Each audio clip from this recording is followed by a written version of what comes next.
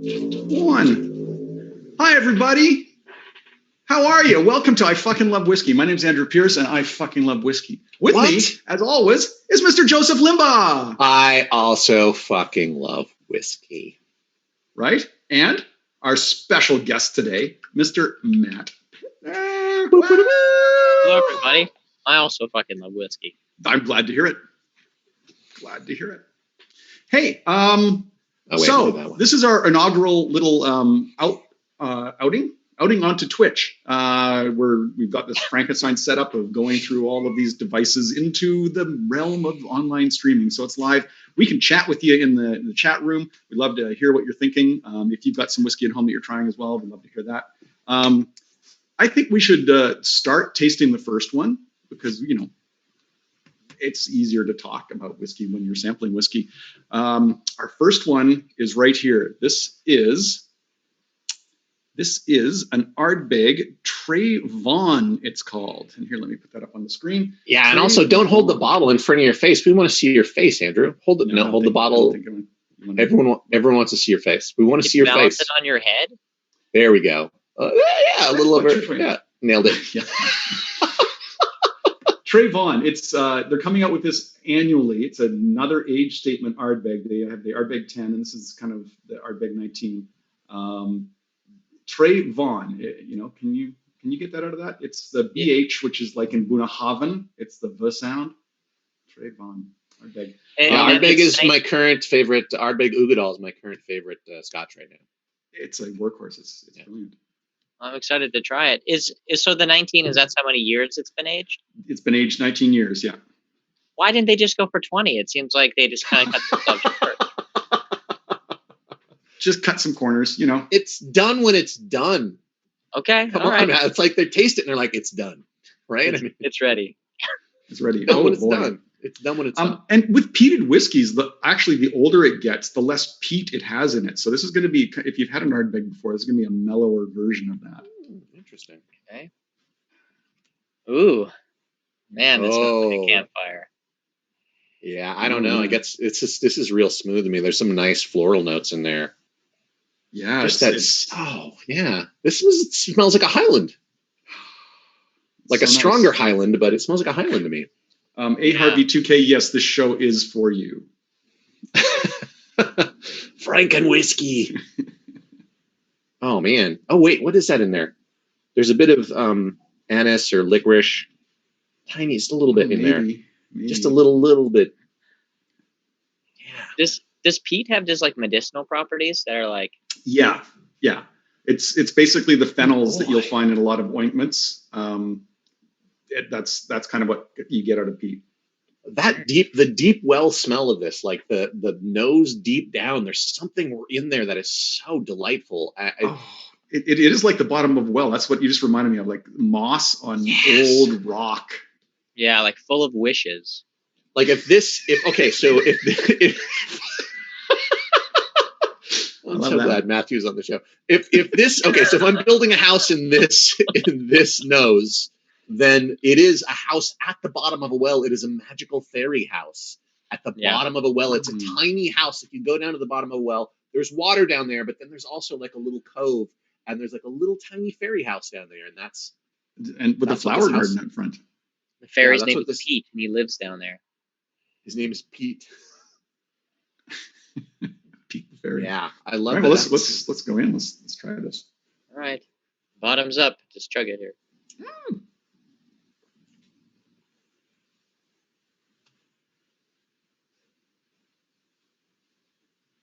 Huh.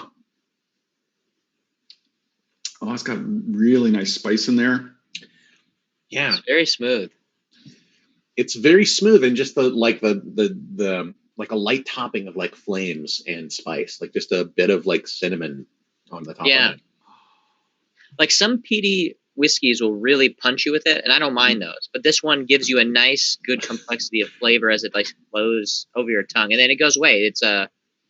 The finish is a fast finish at the end, and then it just leaves you lingering, kind of. Don't worry, we have some peat that's going to punch you a little bit later on.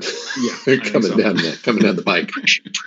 I can guarantee that. I haven't even tasted these, and I know based on what they are that there's going to be a lot of peat. Aaron Harvey, you don't like moss on a wet well? I think that's a great smell. Yeah. If you're not going to enjoy something like burnt shoes or like like this is tire fire, like if those aren't flavors that you're into, or like it's like licorice that's been dunked in mud, like if that for some reason in Scotch these flavors are delightful, you know what I mean? But I get it, like yeah, not anything is for everyone, right?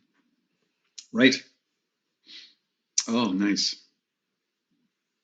It's a very subtle Ardbeg. This isn't like the Ugadal, which is younger and punchier. Mm. So, Matt, while we're sampling this, you have been one of the founders of this Outpost 13 Twitch channel. Do you wanna talk about that for a little bit? Sure. Yeah, we basically just started it because I don't know. I think we're all stronger as a community, as people coming together and doing stuff as a group. It's always more fun that way. You have a little bit of an audience, you have a support group, you have a fan base, you have whatever. And with this virus and all this stuff happening, it sucks because you're stuck at home. You can't gather with your friends. You can't have little parties. You can't go to their shows. They can't come see yours. But what we're trying to do is just create a place for people to come and be together, and it'd be cool. And, have shows like this where we support each other and watch each other drink whiskey. And yeah. So yeah, we've been going for a couple of months now, and we're slowly onboarding new shows. We got a bunch of new shows coming up. Actually, we got shows that are starting this next week. We have one that's about actors being unprepared. The actors get their monologue on the show, and then there's a guest director, and every week will be a new director-actor combo, and it's like an hour. They have an hour to work on a monologue, and at the end of the 45 minutes, an hour, they're done. That's it. That's all the time they got. Is the end they're going to perform it? They'll perform it, and then the director works with them the whole time to shape the piece, to give it lift, complexity. That's kind of exciting. Yeah. On Thursdays, we're going to have this fun new game show that will be debuting. Yeah. It's called Two Liars, and it's about, I don't know. It's a game where you guess who's lying. And so one person's telling the truth, the two other people are lying and making up stories on the spot. Yeah. That sounds a lot of fun. It should be fun. It's a really good time. I'm putting some notes on my whiskeys so that I will know when I come back to them what to expect. I think that's an excellent idea. It is, yes. I also, for Outpost 13, I did a show on Outpost 13. It's true. It just came to an end this last Friday, but you can still go back and see past episodes. Is that true? It's on YouTube, right? Yeah. It'll be uploaded to YouTube, I think, in the next week or two.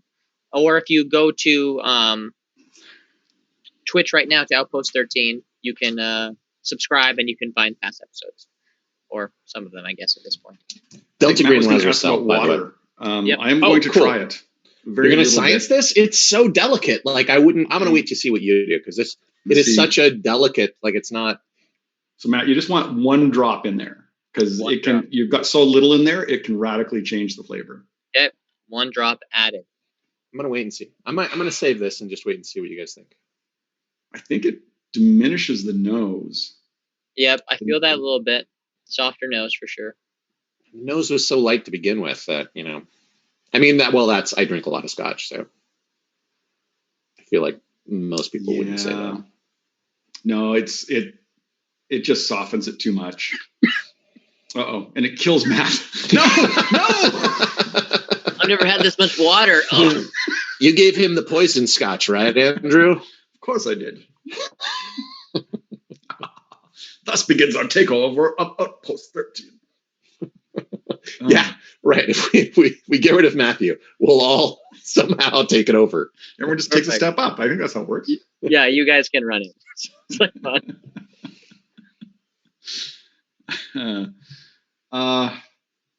Yeah, no, that's a no on water. Yeah, I'm glad I didn't put water in it. Yeah, I did suspect, though. You can kind of tell sometimes in advance if it's like something that's going to take to water or not. Right. And so, yeah, sometimes you can just, it's closed. It's just good, really tight with its flavor, and a little bit of water is going to open it up. And other times you just think, it's going to. But for science, we need to experiment, find out. For science, it's really good though. That's a good Scotch. I will say that is probably one of my most favorite Scotches that I've had. I really like that one a lot. I think then if you went back to the Ardbeg Ugadal and had that, which again is like, I think you can get it between $50 and $60 most places. It is just right in that same sort of flavor profile. It's right in the pocket. It's going to be a little younger, a little punchier, but this is my current favorite Scotch. Is that 14 years or is it 9? It's no age statement. It's at least 3 years and a day because it must be to be called Scotch. You say that again. It's 1 year plus a day. It's 3 years plus a day. It must be aged for 3 years plus a day in Scotland to be called Scotch. Yeah, I don't think you can make whiskey with rice. Someone's asking. I believe Ian is asking if you can make whiskey with rice. There's some Japanese rice whiskeys. Can you really? I thought you had to have. I guess it's a percentage. It's a percentage of barley, right? Or is it a percentage of? Well, that's if it's going to be a malt. Right. It has to have barley in it. That makes it a malt whiskey. But whiskey is basically just a grain that you can make into a beer. So you can make rice beer. So of course you can make rice whiskey. You can just then distill the beer that comes out of that. Oh, wow. So it's basically any grain that gets made into a beer and then distilled. Like the main ingredients are the grain, which in Scotch's case, Scotch malt whiskey is barley. That's the grain. But yeah, you can use rice, you can use wheat. Blended whiskeys often have wheat. I wonder if there's like a potential for a market for some unusual grains that we don't, like quinoa or couscous. I mean, I wonder if you could make, you know what I mean? I wonder if what those would be like. I wonder if you could make whiskey from nuts. I think nuts would be a peanut would be a legume, but I think nuts would be like almond whiskey. Sounds like it would be good, like toasted almond whiskey, but I don't know. Sounds like a nightmare with people with allergies to nuts. Okay, well, we're on to our second whiskey, I think, because it's 1:15 the hour. What do we have next in the lineup? What's the Port Charlotte? Okay, let me turn that on. Port Charlotte. Transition to that. Look at that. If you're looking in the Twitch, you see I've got the actual titles of the bottles up there. Cool. So Port Charlotte, this is from Bruichladdich, the distillery Bruichladdich. They make their Bruichladdich spirit is unpeated. The Port Charlotte is heavily peated. And then the Octomore that we're going to finish up with is super peated. But this, you're going to find it's not as medicinal in the peat as the previous one, because this peat comes from up near Inverness, where it's more kind of heather and tree based. The plant life that went into it, as opposed to the seaweed and whatnot that went into the Isla peat. That I have not smelled a whiskey that is more candy store than this. This is the most candy store whiskey. Like, this reminds me of ribbon candy, like that just sugary hard candy that your grandparents would have, or that you would get floral notes in there. They use a lot of red wine casks in amongst, and dessert wine casks and white wine casks in amongst their whiskey barrels. White wine casks? How does that change the flavor?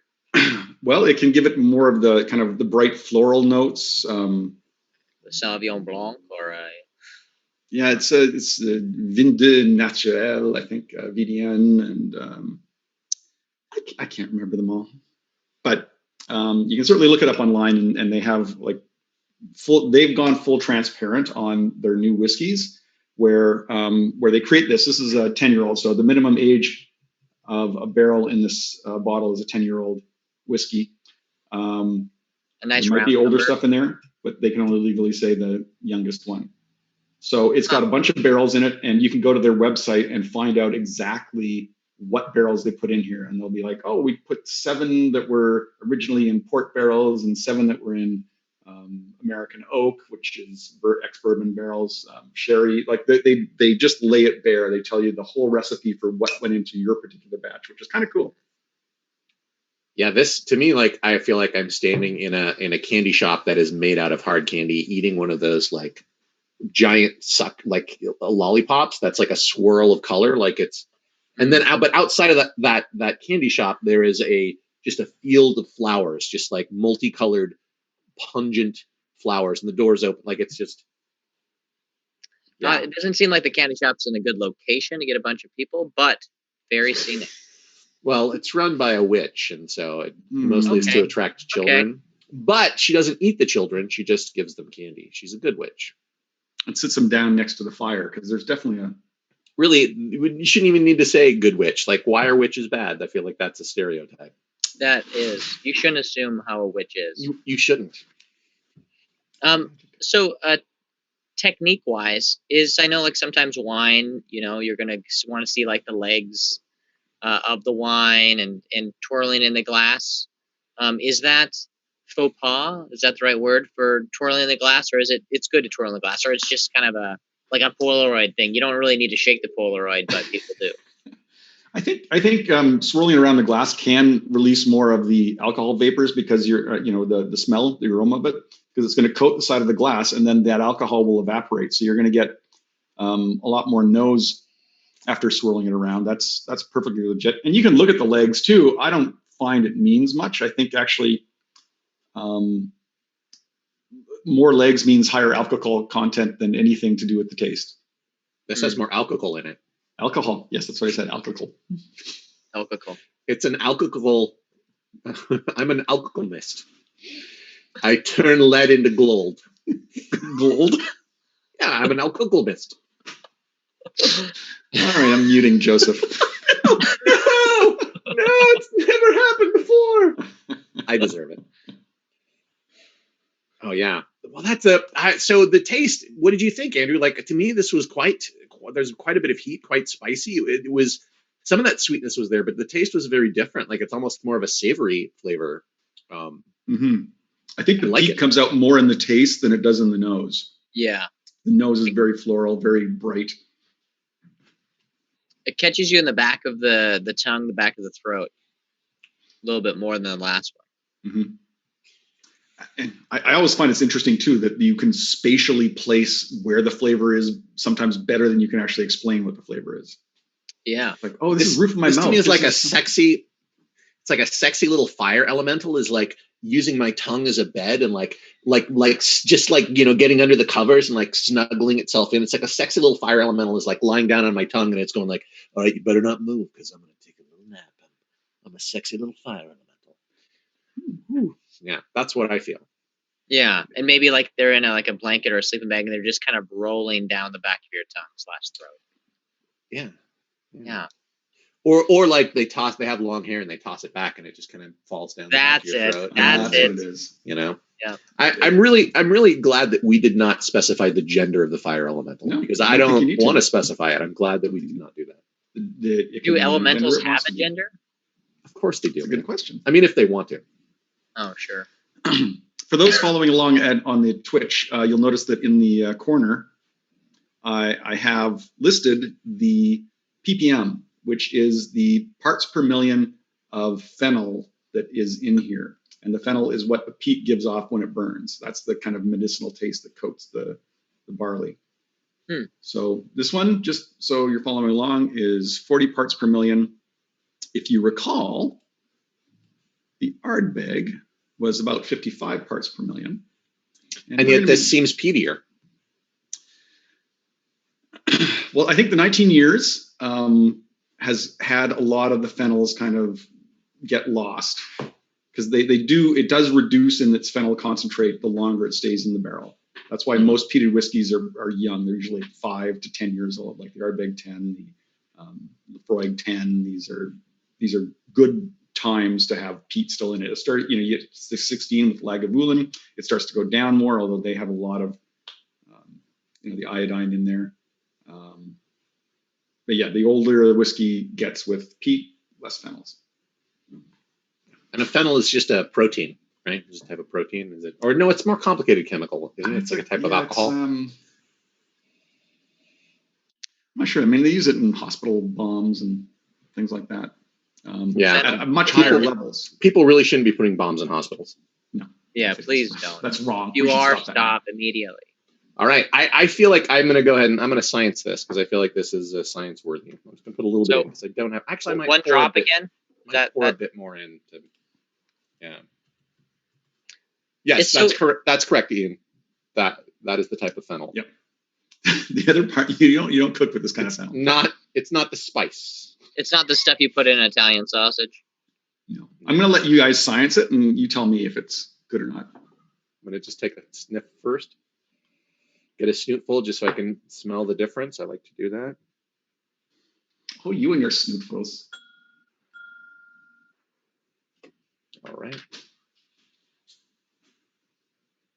Ooh, I think that opens it up quite nicely. Yeah, I think I'm getting more of the candy, more of the floral. A little bit more burn though, just a tiny bit.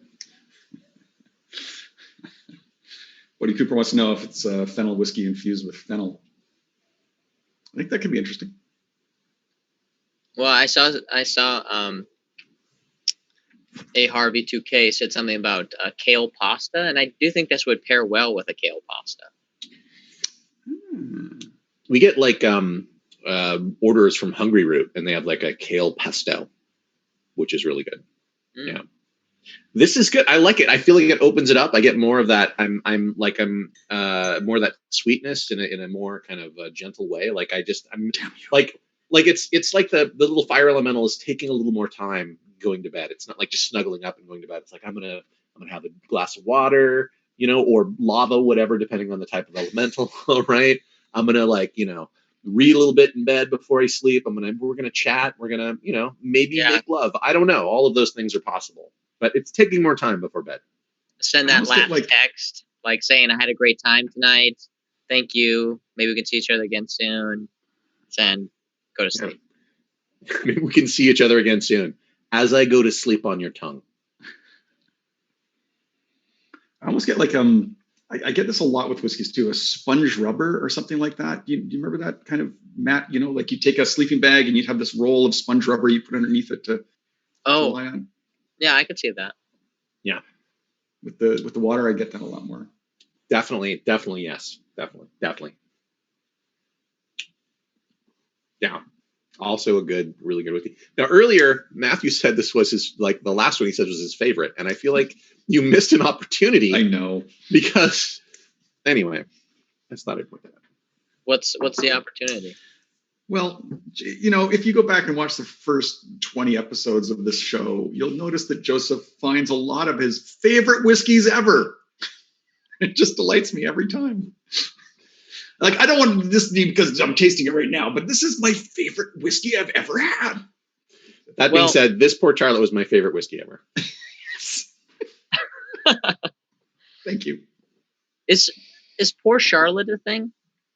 Is that why is that a song or? Port Charlotte.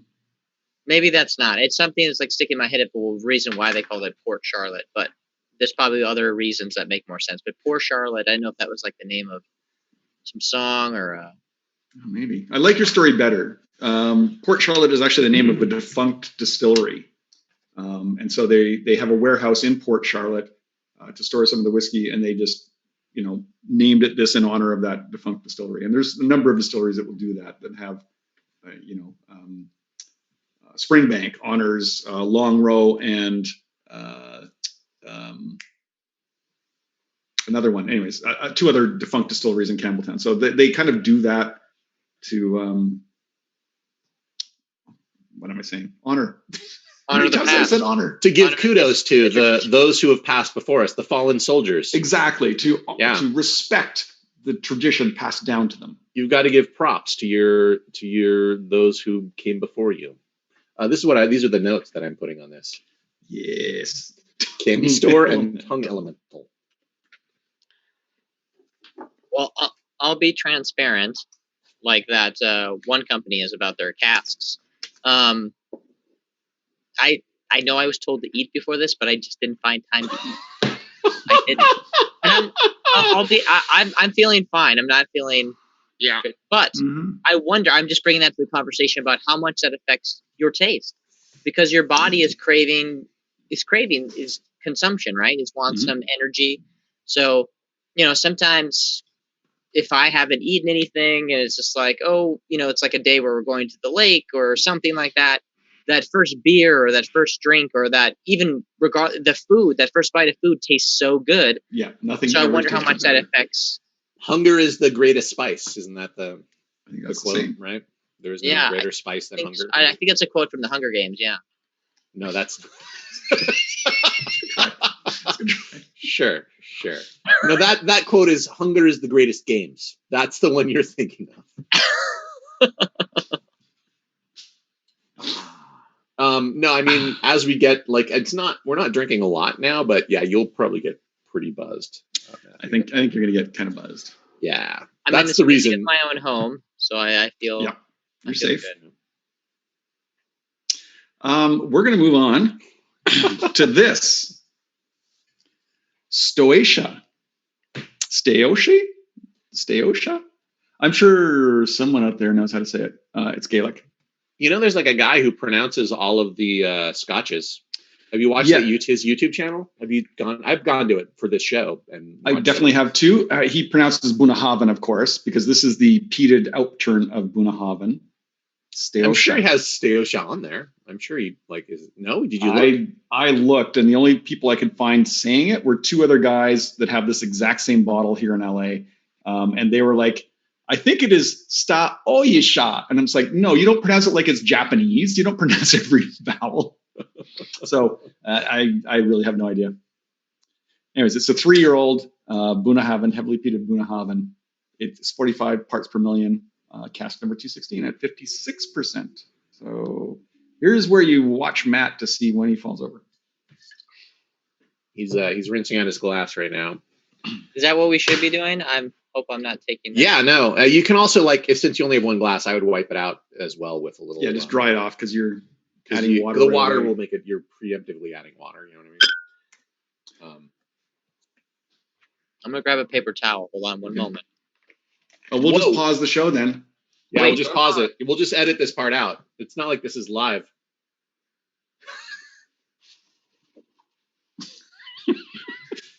It took me so long to notice what you were doing. That was the worst. Man, though, this nose here. Oh, nice. This has got that sweetness that's like, this is more like a flower. Like this, once again, this is another fairy house, but this is a fairy house inside of a flower. That's what I think. Oh. Tiny fairy house inside of like cockle shell flowers. The one that kind of has this swoop down nose. Yeah. This is where David the gnome drinks. Yeah. Mm-hmm. 216. Is that no, it's 45 parts per million. Oh, it's Cask 216, right? Yes, Cask 216. Yes, this is my favorite whiskey ever, Simcoe. Actually, I will know when I taste it, but I think it probably will be. Like the nose. I have high hopes for this. Like this. Some exciting stuff going on here. Makes a great spirit, and putting it in the casks, just delightful stuff. But it's only 3 years old. This is a very young whiskey. Yeah, you can smell those phenols, that organic, but it's just, all of these have been such a light, sweet peat, you know what I mean? Because Laphroaig or Ugadal, I feel has more of that smoky peat. That's these are it's similar, but it's I don't know, sweeter. Well, yeah, the barley for most of the. No, go ahead. I was just going to say the barley for most of the Islay whiskeys come from a single malter in Port Ellen that will use the peat from Islay to smoke the barley. So they all have a very similar start to how the malt tastes coming straight out of the drying kiln.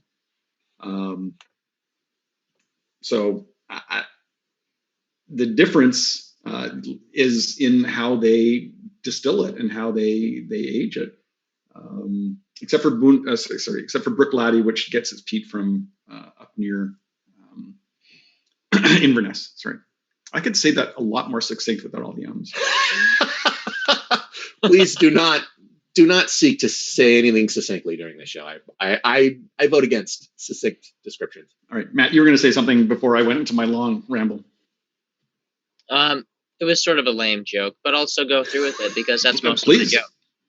I don't have many good jokes, so I just, You got to. I was just saying, well, it's young, it's before it's gained the complexity and disenchantment for life sometimes, as we all do as we get older. Right? It's still got optimism. This definitely, like, I haven't tasted it yet, but this has fire. There's fire in the nose. Like, I can feel, like, this is, what is this? 56%. So you can, the alcohol, you can get, a bit of that. All right, I'm going to taste this sucker. All right.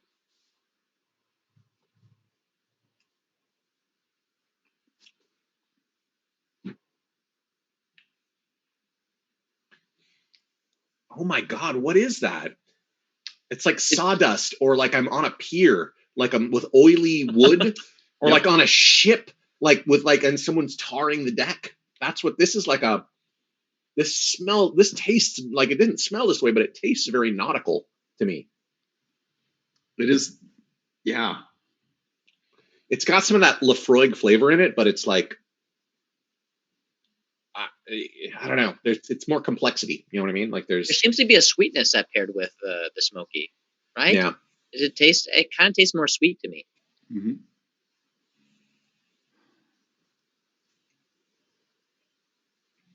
Speaking of getting older, did you guys have a point in your drinking career where you were like, this part of my life, I'm putting this, I'm not going to drink. So if we're just using a very basic beer analogy, it's like, yeah, Miller Lite, Bud Light, Coors Light, whatever, Blue Moon. I'm going to go to a different tier of beers and aging and techniques and types. When was that point for you guys where you're like, I like this type of whiskey? Or were you always a mature whiskey drinker? For me, it was probably around 25, 26, and I had my first Lagavulin, and I was just blown away. Like, how does a liquid taste like this? How have they bottled smoke? It was just phenomenal. I loved it. So that was for me. It was Lafroig, I guess, and I guess I had to be hit over the head with flavor. It was like just a standard 10-year Lafroig like they sell, and I was like, this is what I imagine when people talk about Scotch, it should taste like. That's super. And then of course, Lafroig is not for everybody, but that was my gateway. And most people will smell it and they'll be like, it smells like a tire fire, or they'll taste it. This is it's like a bunch of boots burning in a refuse heap. And I'm like, yeah. One of my favorites though is it's like, licking Band-Aids off the floor of a hospital, but in a good way. I love that one. Yeah. But the thing is, pretty much all scotches and whiskeys now, just regular bourbons, are a bit sweet for me. But scotches are some version of molten caramel, I think, to me. They all have a sweetness to me. Yeah, they're in that range, but it's still that's a very generalization. But even Lafroig to me is it tastes like molten caramel. You know what I mean? It's, I don't know. That other stuff is in there, but yeah. Tech Bobot also had that experience with Lagavulin, which is nice. Aaron Harvey doesn't agree that Band-Aids off the floor of a hospital could ever be in a good way, but I beg to differ. Yeah, he's wrong.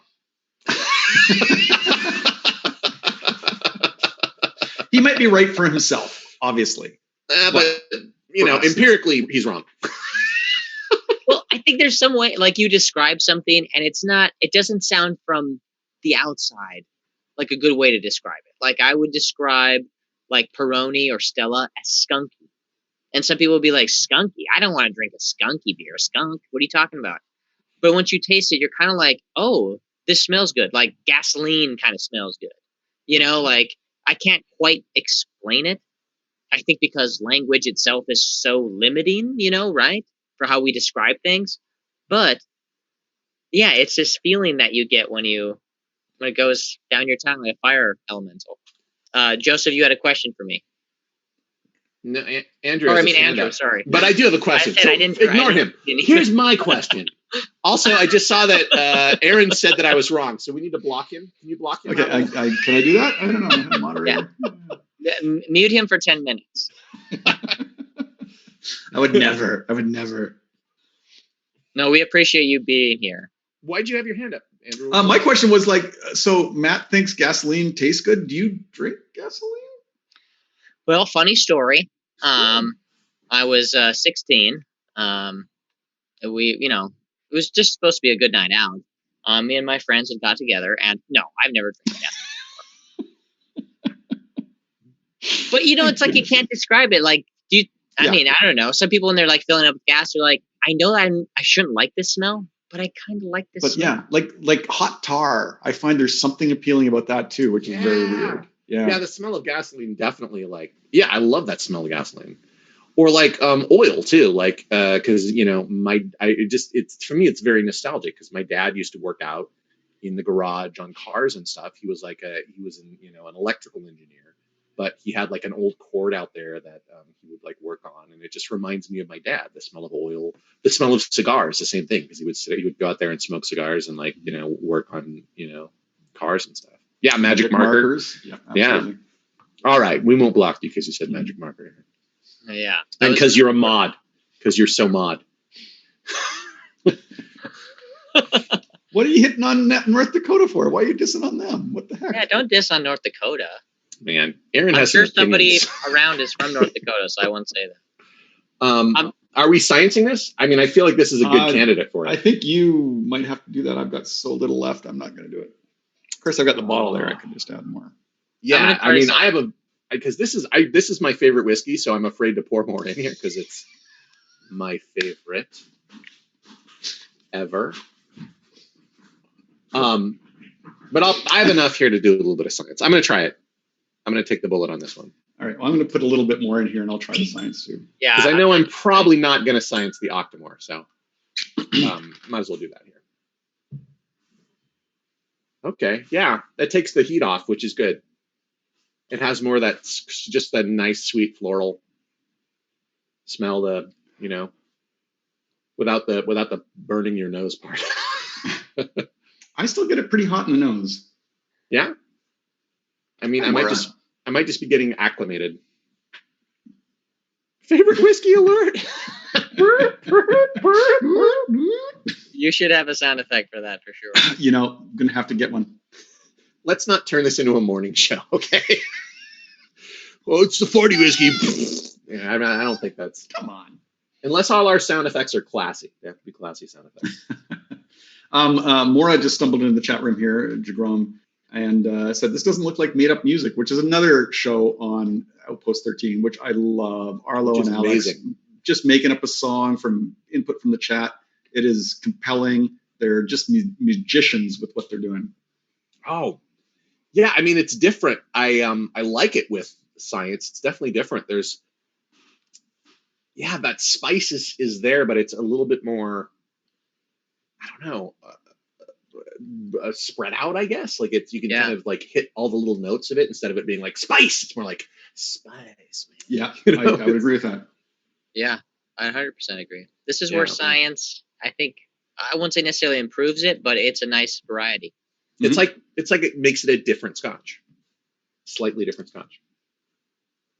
And just with one drop of water, that's the thing that I emphasize every single time we do the show is just a little bit of water can dramatically change the flavor. So putting an ice cube in your whiskey is doing an uncontrolled science experiment, and you just don't know what it's going to do to the flavor. So I understand why people do it in bourbon, because bourbon is sweeter with all that corn, and the ice will knock down the sweetness, and you can access the flavors a little bit better. But for a scotch, I forbid it. I forbid you. I put a Coriolis on you. You can't put a Coriolis. Yeah, that's the correct word. That's the correct word.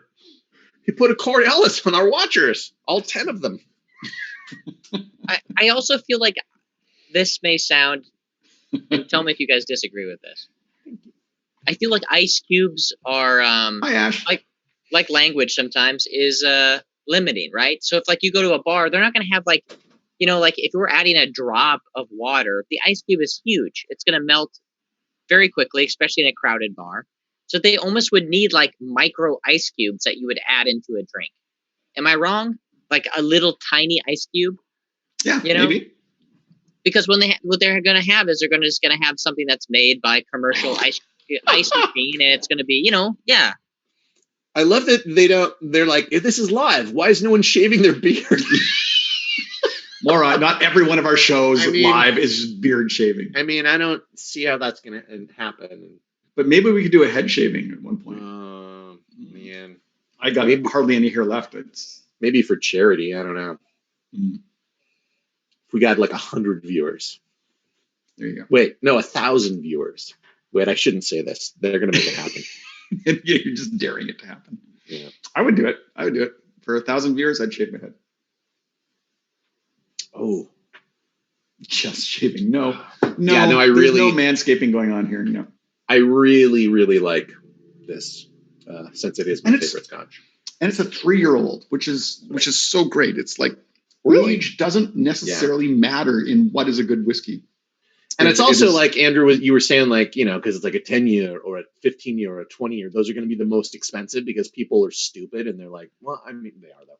They're like, well, it's like a specific number. But if a 19, it's like people aren't going to necessarily buy it because it's like, what does that mean? Yeah. Like, I don't know.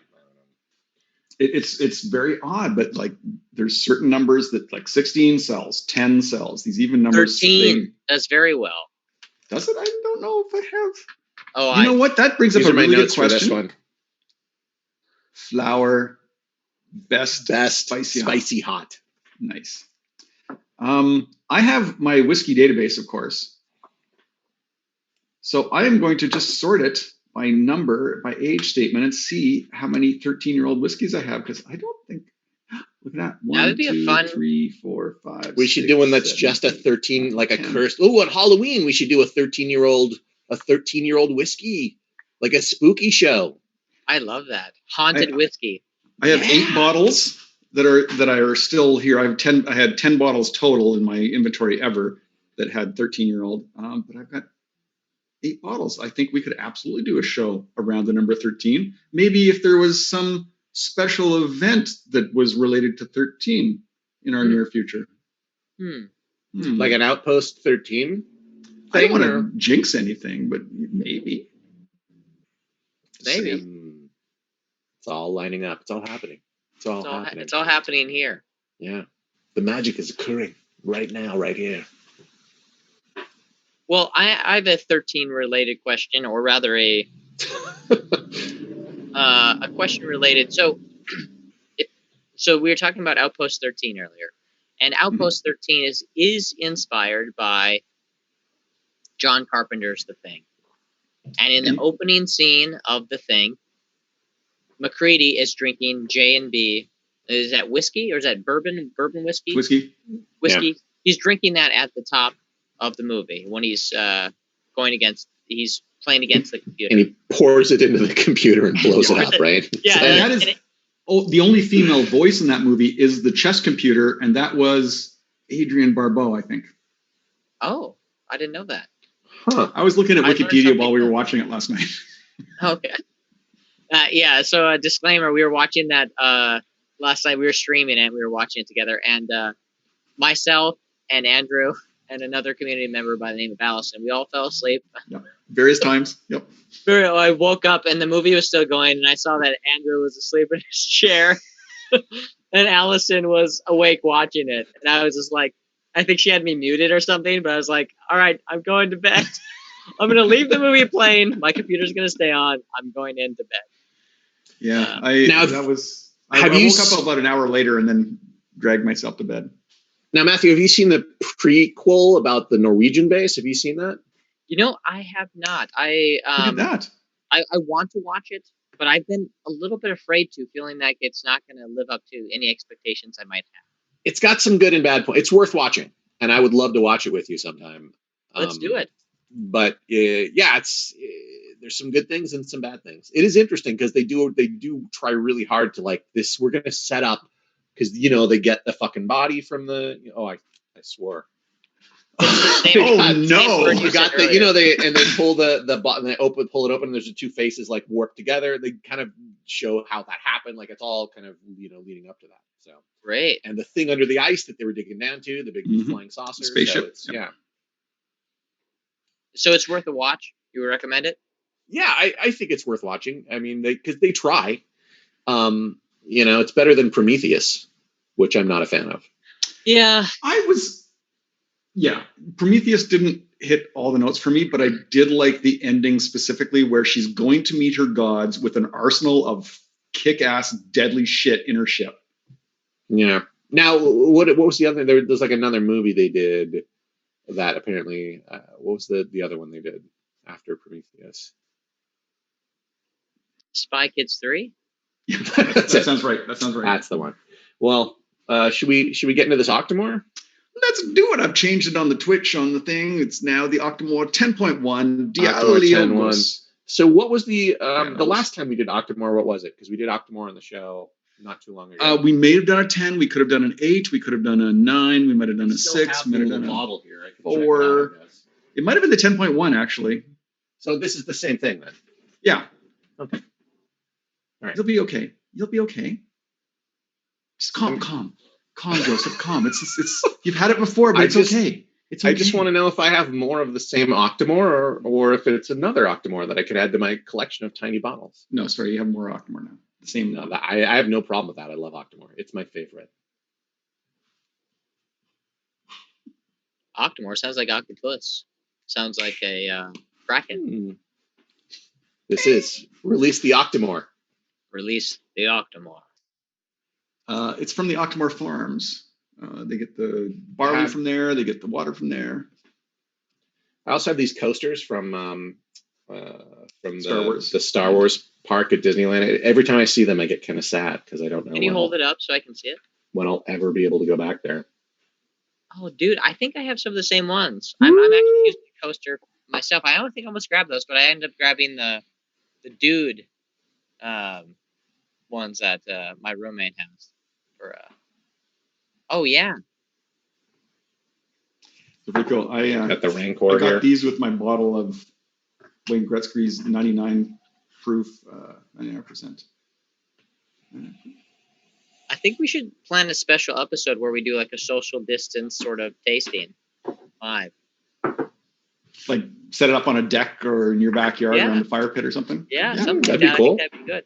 Maybe we do that for the scary one, the haunted one. The 13 and we have Joseph maybe invoke like the old gods, and he like asks for the demons to imbue themselves in the spirits of the whiskey. I've got the King in Yellow right here. Look at that. Oh. King in Yellow. He wears no mask. Well, and I've got Cthulhu right here. That's a different issue.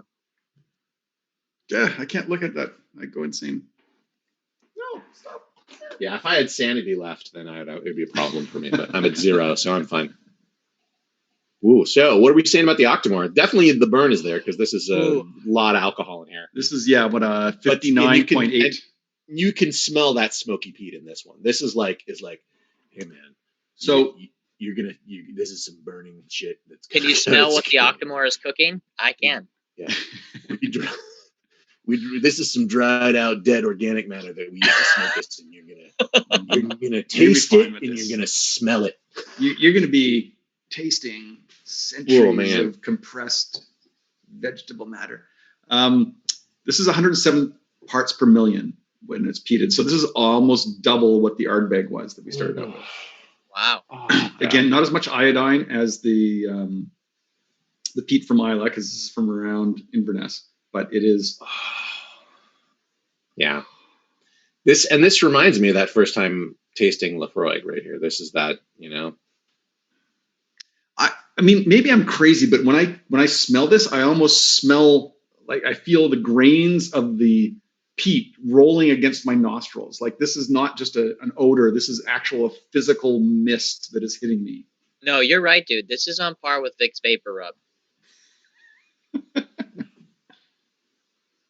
If you rub this on your chest when you have a cold, I think your cold's going to go away. Mm-hmm. Or it might also, stay longer if you drink because it likes the whiskey. Damn, this is definitely going to be my favorite. Oh my gosh, so good. Like It I haven't has a even little tasted bit of it that yet. gasoline smell in it as well, which is Yeah. just the edge of it. So this may sound strange, but I feel like I'm smelling like a really strong, like you go to like a authentic pizza house. This smells like an Italian style sausage pizza that you can really smell the sausage on it. It definitely, this That's to me metal is in it. like a wood fire, Yeah. pizza place, like, you know.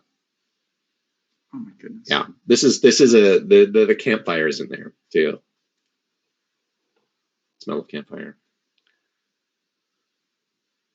How much does temperature change the taste of the whiskey? Well, like I said, if it gets cold, the sweetness gets tamped down. But I haven't tried heating it up at all.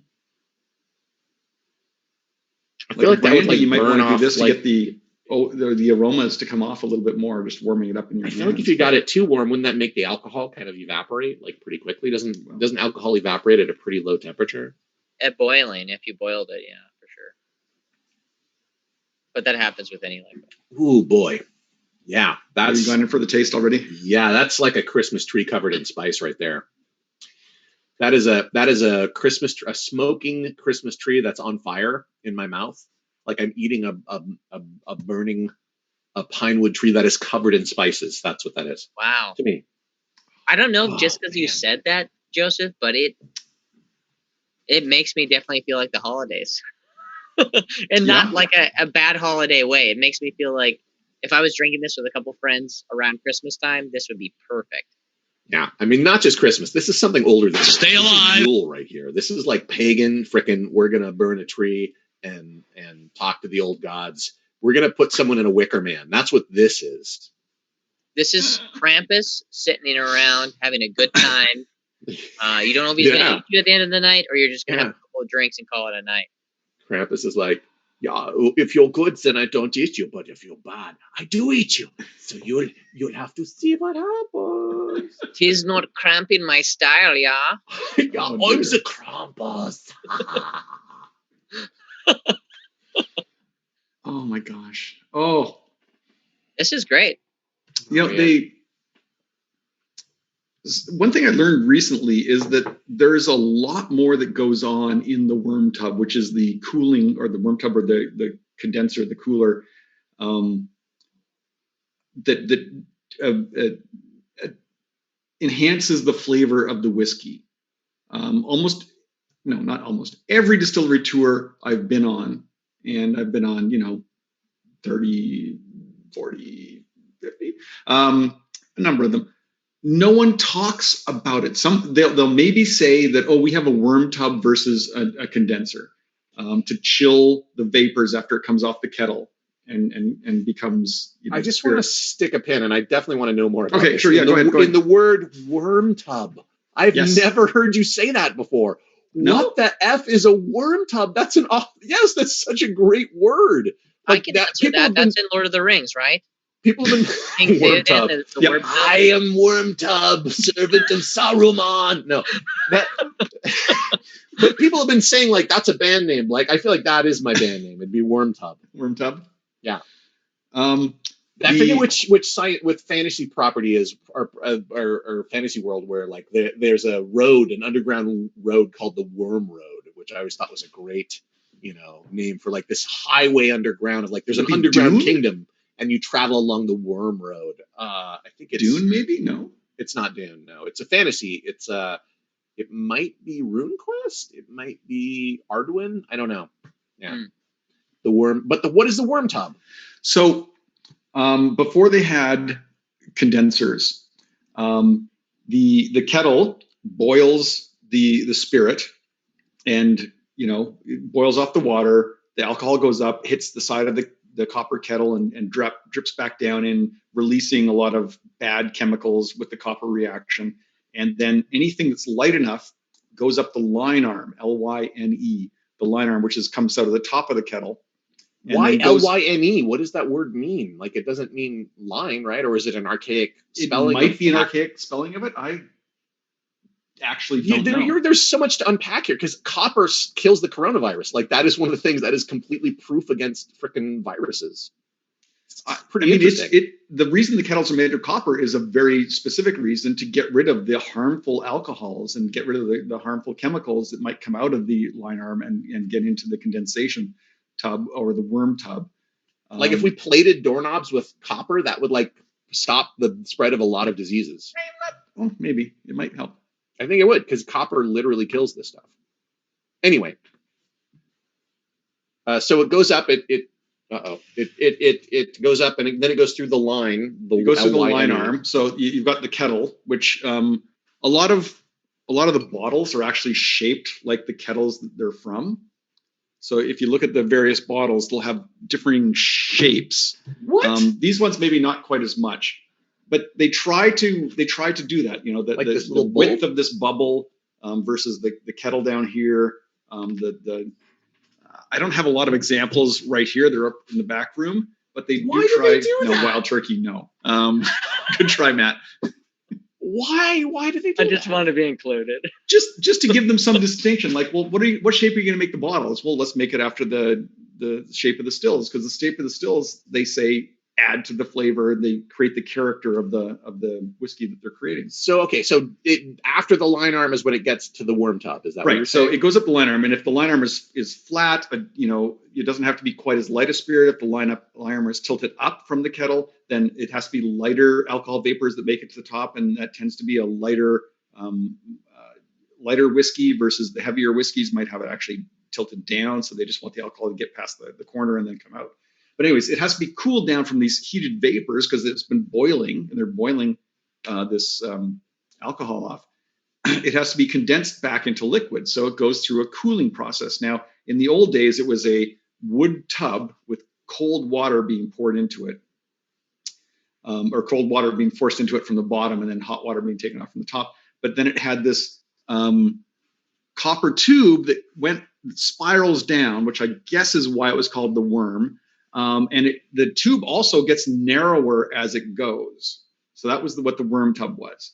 So you got more contact with the copper in the worm tub for the condensation, and then as the temperature, as they go further down, it gets cooler and cooler, and so you get more and more condensation after it's gone further down into the worm tub, and then that's what comes out as the new make spirit that then they put in casks and turn into whiskey. None of the tours ever talked about the choices you can make in the cooling that definitely affect the flavor. So the more contact it has with copper while it's in the cooling, the condenser or in the worm tub, the different the flavor will have. And Bruichladdich does a very slow cooling in there. So they pump in warmer water, they take the water out later. And they have a lot of different tubes in their condenser coming down so that there's a greater contact with copper while it's in the cooling chamber. And it gives it a specific flavor. And I think when you taste a Bruichladdich, an Octomore, a Port Charlotte, you get a lot of that kind of lighter flavor out of it because of how they cool the vapor coming off the still. And this just blew me away when I read about this. It was like 2 weeks ago. But generally when you go on a tour, they don't mention the worm tub. Is that something you're going to ask now? Is like, let me see your worm tub. Yeah. Well, or the condenser. I mean, are they? But maybe they'll be like, oh yeah, come into this back room, and then they just kill you because you're not supposed to know about the worm tub. Like that's how the secret. And also, there's a question here about tasting clubs, which you are subscribed to the Scotch Whisky Society. The Scotch Malt Whisky Society. I think you might be able to see some of the bottles just right there. Which is always exciting when one of those is on the show because they're always great. They're always great. And some of my 13s are from SMWS. I create my Tech Bobot. I kind of create my own tasting club by buying an insane amount of whiskeys. I also I would sign up for the Andrew. I am a member of the Andrew. You are a member. What do you mean? Yes, finally a club that will have me. Yep, and delighted. I just also love that a club at work that will buy a lot of these whiskeys, and so I get a little preview to say, oh wait, is this one good? Is this one good? It really is an unfair advantage to have a club that lets you taste all these whiskeys and know kind of like, well, do I like this flavor? Do I like that flavor? What really turns me on in terms of whiskeys? What do I like? And you get to know all of these distilleries. You get to know kind of what their flavor profile is, and you can kind of like even at a bar, look at the shelf and kind of go, no. Oh, that's pretty interesting. And order with confidence because you've tasted something from them before. So yes, it's something you should absolutely do. Create a group with your friends that if you're interested in this sort of thing, that taste whiskey. I love that. Yeah, because like everybody chipping in, it's like not as expensive too, you know. Yeah, like our club, we've been running it. It was run at $10 a month for the longest time. We upped it to $15 a month, but that was it. Or no, $15 every time you came. So you didn't have to pay if you didn't come, but if you came, you had to pay $15, and then you got to taste any of the 10 bottles on the bar, any of the 10 specialty bottles that were 1 ounce only because they were expensive or rare or unusual, and we wanted to make sure everyone has a taste. But like, so you could taste 20 whiskeys in an evening for $15. Like, you can't do that anywhere else. Well, then you'd also have to pay for the Uber drive ride home. Well, there's that, but you know, or if Lyft, you went to a bar and had that much, there's no way. Yeah. I'm sorry, find Matthew. a significant other that's willing to drive you, and not drink, which can be more expensive than the Uber. That's true. You'll pay for that in ways you can't even understand. So is this whiskey club still running in any fashion, or? I mean, I know we're kind of doing it world. Online now, but it's, I mean, everyone's bringing their own whiskey to it, so it's not quite the same. I also want to say, just as far as the worm tub, like, it is so awesome that we've been doing this show for so long, and I'm still learning stuff about this process. Like, it's so complicated. It's so simple and yet so complicated. Never heard of it before. And I didn't even know about this, and I've been on so many tours and no one mentioned it. They just would either mention, we have a worm tub or we have a condenser. Like, that's all they would. That's it. They wouldn't talk about like how important that is in the whiskey making process. Do they ever say walk without rhythm and you want to track the worm? Yeah. Walk without rhythm. Walk without rhythm and you want to track the worm? That is a Dune reference. Okay. I was gonna. Okay, is anybody sciencing this? I will.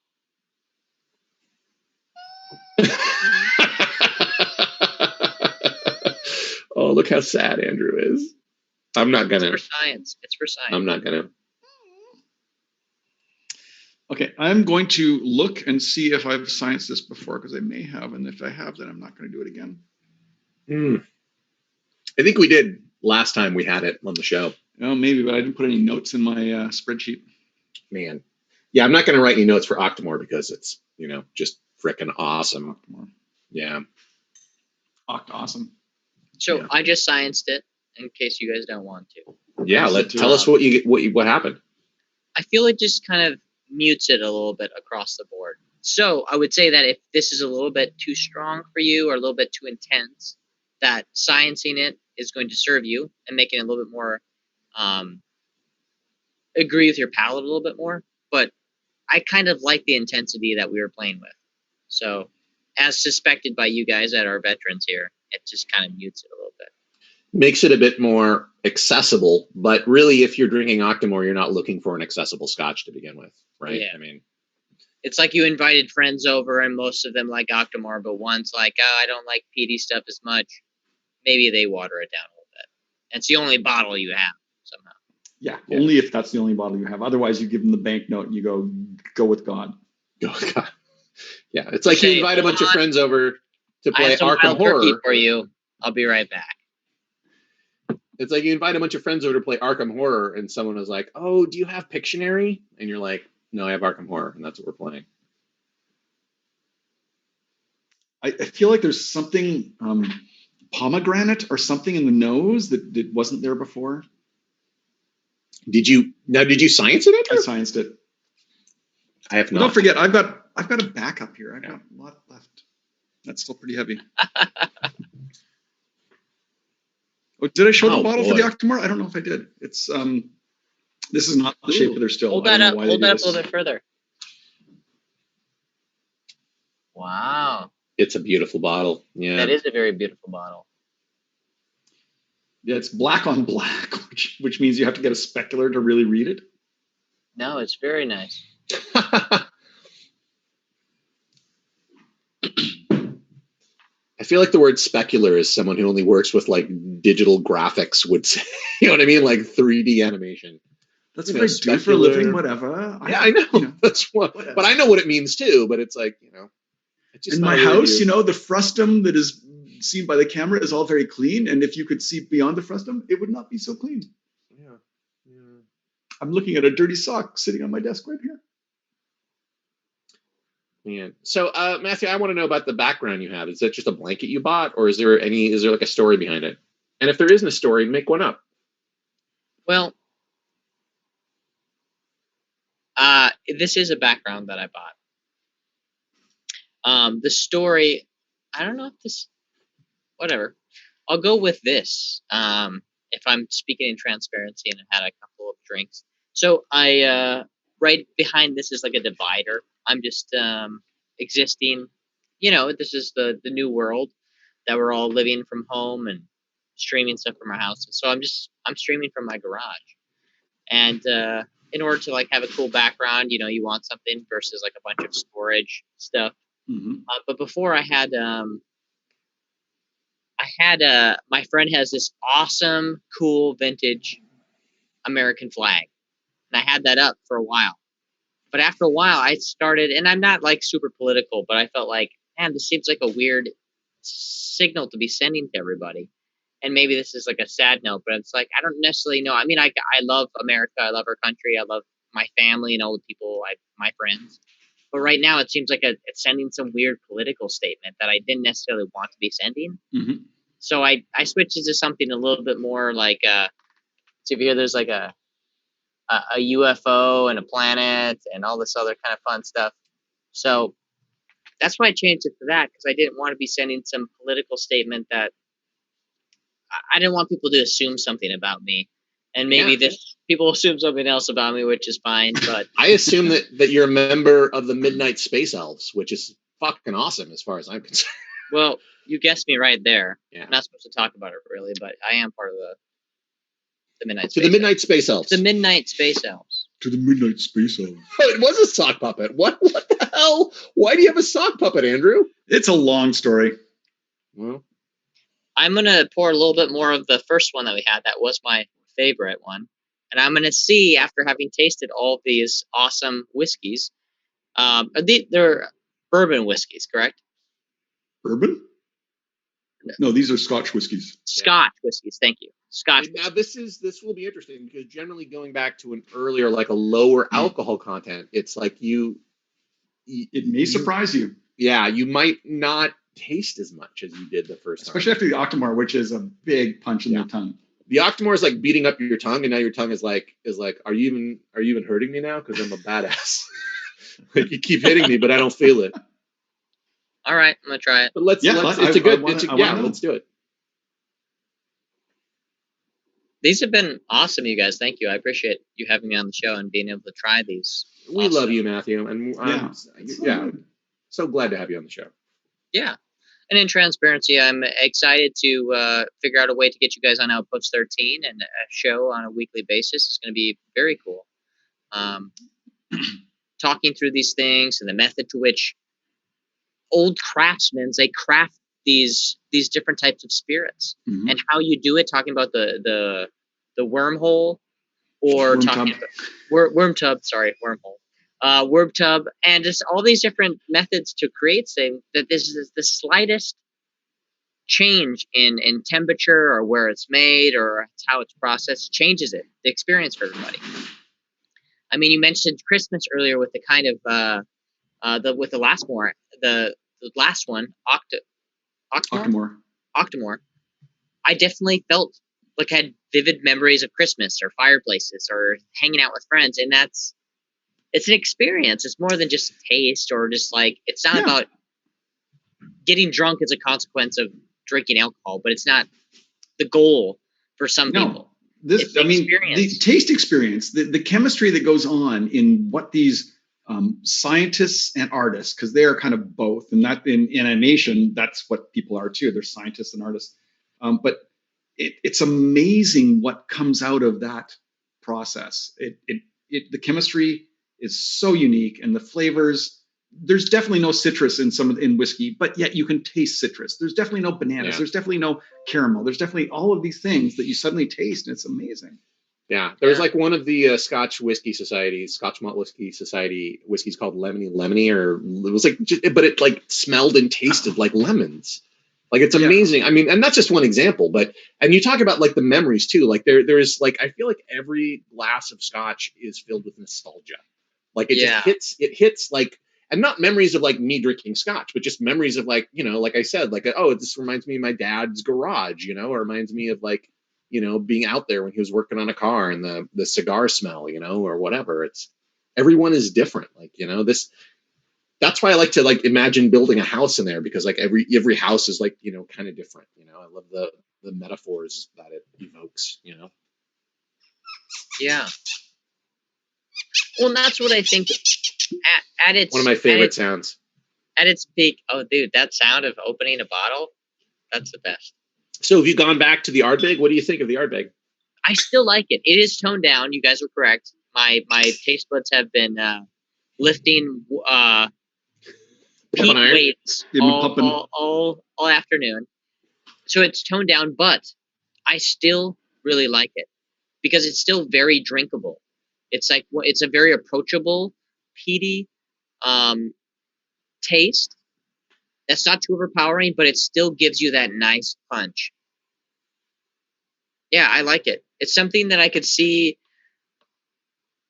like when you get like an IPA that's a little too strong, or something that's a little too strong. I can only have a few of these. I feel like I could drink this all night. Yeah. Mm-hmm. Yeah. And that's good and dangerous. Yes. Yeah. 100%. Yeah. That's how I feel about the Lagavulin 16. Like the Lagavulin 8 has a little bit of an edge to it, but the 16 is so smooth, but it's way more expensive than the 8. And so it's like, but I could just easily drink like a whole bottle of that, well, not in one night, but it's like, no, just you shouldn't. You shouldn't. My buddy Doug Morency and I, in Toronto one time, and I mean once, I stress once, he was my roommate, and we drank an entire bottle of Lag 16 in one night. So we each had half that bottle. The next day it was a nightmare. It was a nightmare. Yeah. I'm sure. Oh boy. Yeah. Yeah, I always recommend, safe drinking, like don't go too far. You want your next day to not be a nightmare. But the peace pipe of ingesting of anything, right? Whether it's beer, spirits, alcohol, marijuana, what have you, the peace pipe aspect of that, of sharing a bottle of wine with a group of people and talking about the tastes and the memories and the slight intoxication, or maybe more intoxication depending on how much you drink. But the peace pipe aspect of that's the community aspect. When you are sharing an experience with others and you're opening up just as the alcohol will, and just sharing that experience, I think there's some really cool value in that. And that's, yeah. Yeah, it's a way to connect with people. Yeah, it's the connection. It's for me, like I have a lot of whiskey in my house, and I generally don't touch it unless I'm with friends. Sharing it is so much more fun than just drinking on your own, because you get to hear what they're experiencing. You get to that nostalgia thing. It draws something out of them. It connects you. So this is why I do the show. I have to. That's why I love doing the show. Whatever, because there's so many people who come on the show, and before like they are on the show, they're nervous, like they're going to say something wrong, like what if I don't like get the nuances of the flavor or taste the whiskey wrong? And that never happened. Like there's no person, like I want to hear, like even if your experience is entirely different than mine, like I want to hear about that, because that just makes my experience drinking it better. It is just, it's so interesting though, because I think it's more, like, I would say more it's from like wine drinkers, like that sort of wine snootiness to like, no, I've got the notes. Like there's a right way to drink it and a wrong way, but it's like for Scotch, I don't think I don't feel that way. I just want to know what you think, There are Scotch snobs out there that only want to drink the Port Ellen Rare, $3,000 bottle, but I want to try every whiskey there is out there.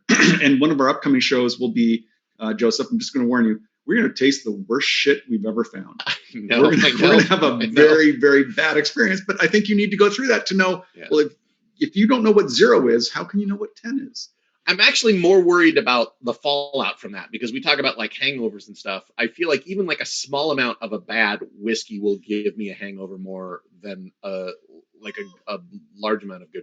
I've experienced that. Like a cheaper whiskey will generally make me have like more headaches and not feel as good. Like, because whatever process they're doing is like, they're not using a worm tub. Let me just say that. Or if they do, it's got real worms in it. It's Exobyte 2000 said the worst shit I ever drank was a Johnny Walker Red. You know, that's not. I get why that's not great, but we went down and one of the things we suggested for the show was Old Crow out of a plastic bottle, and we went, no, that's not bad enough. So we are going to scrape the bottom of the barrel here. I'm a little worried now. That scared me. Like this, I've legitimately got, after Andrew, as you said that, I'm scared of what you have planned for that. But I've drank all of these things before, and I'm okay. We're gonna finish that episode though with something good, because it's got to be washed. We have to wash away that stuff. All right, we're gonna finish with like a black art or something like that. Are we? Or is that gonna be like, we don't even need to do that? Like, you know, we can end with like an Ugadal. I'm fine with that. We'll do something nice. We'll do something special. Matthew. Yes. Matt. I'm just going to go into it because we forgot to set this up. After all of this, I just want to ask you, do you like whiskey? Well, I'm glad you asked. And I need to be honest with you guys. I hate whiskey. I can't stand whiskey. No. I do love whiskey. I fucking love whiskey. I fucking love whiskey. Love whiskey. Is that what you wanted me to say? That's what we wanted to say. I do love that we didn't set him up for that, but he's an improviser, and I was totally like, I knew he would get there. Of course he'd find it. Of course he'd find it. Yes. Yeah. Thank you, everyone, for joining us for this hour and 20 minutes. I really appreciate everyone. Thanks, everybody. Solange. Yeah. Thank you to everyone, and thank you to Joseph and Andrew. It was great chatting and talking along with you guys. And keep it up, you guys. This is good. Good spirit. Cheers. We'll see you guys.